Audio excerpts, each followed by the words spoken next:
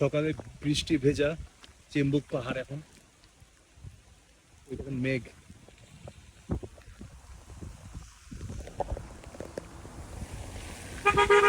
পুরো মেঘ যায়, দেখছেন? যে উপাস থেকে মেঘ, পুরো মেঘ যাচ্ছে ওদিকে। মানুষ বান্দরবন কেন আসবো না বলেন? হ্যাঁ, এই যে অপরূপ সুন্দর এই পাহাড়, এই প্রকৃতি, কি সুন্দর। আমার পিছনে মেঘগুলো দেখছেন?